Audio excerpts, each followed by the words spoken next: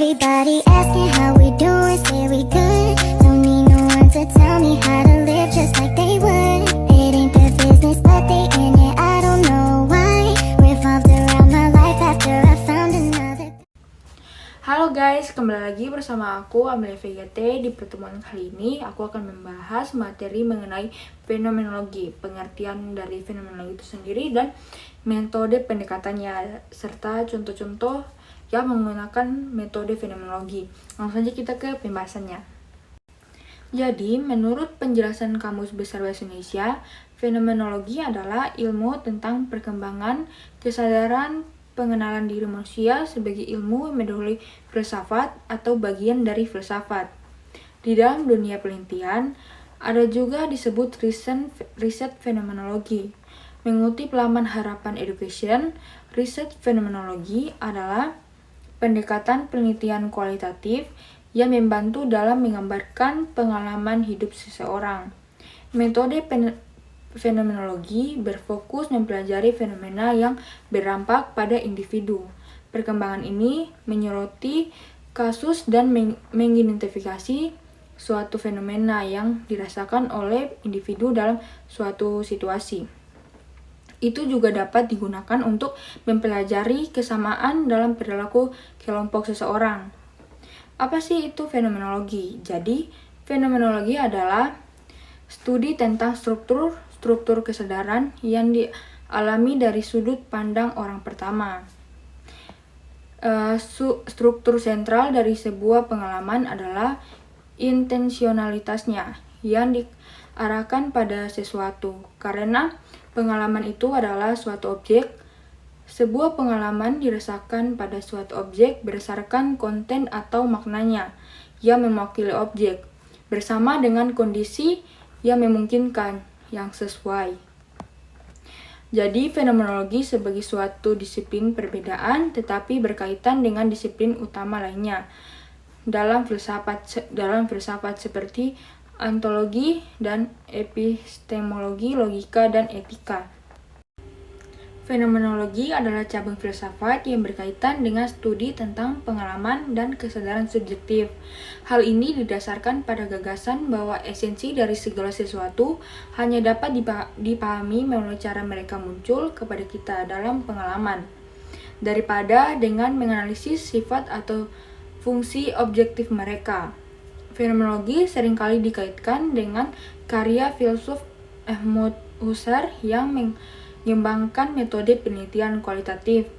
Fenomenologi yang melibatkan penangguhan prasangka dan asumsi seseorang tentang dunia dan berfokus pada pengalaman murni dari fenomena saat fenomena tersebut muncul kepada kita.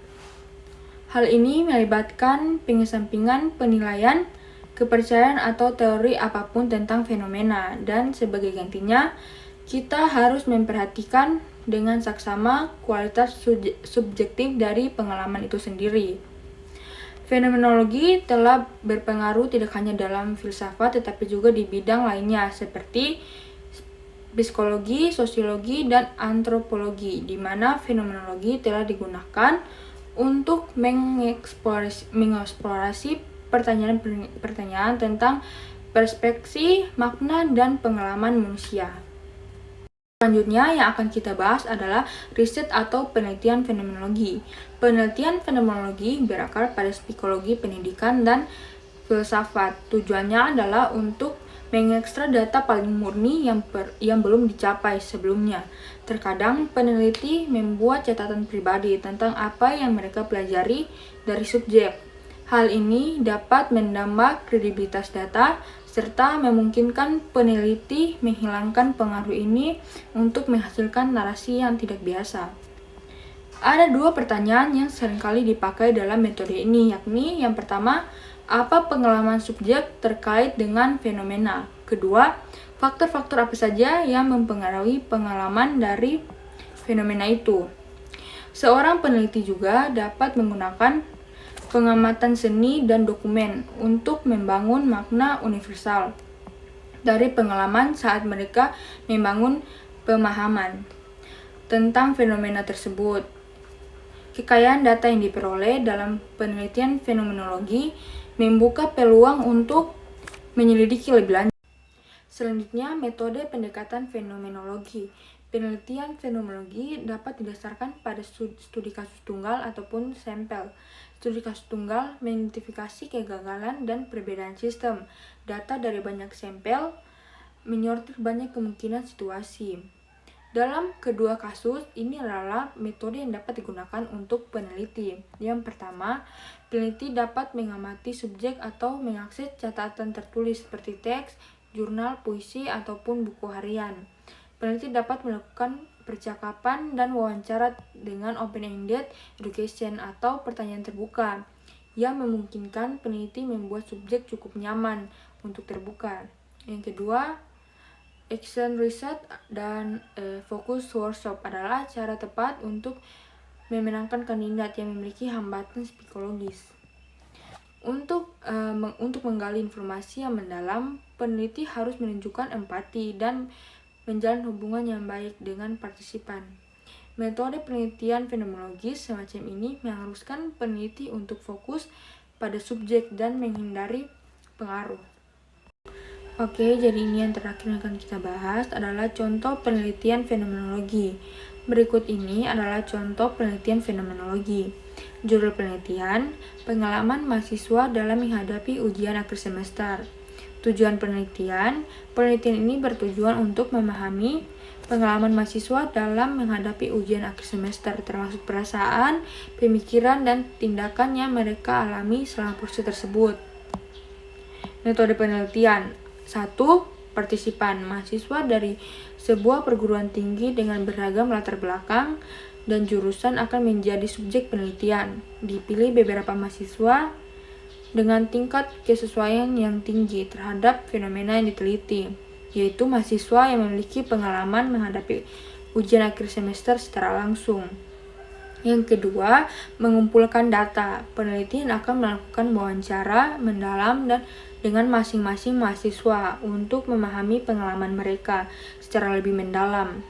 Wawancara akan berfokus pada pertanyaan terbuka yang memungkinkan mahasiswa untuk menceritakan pengalaman mereka dengan bebas.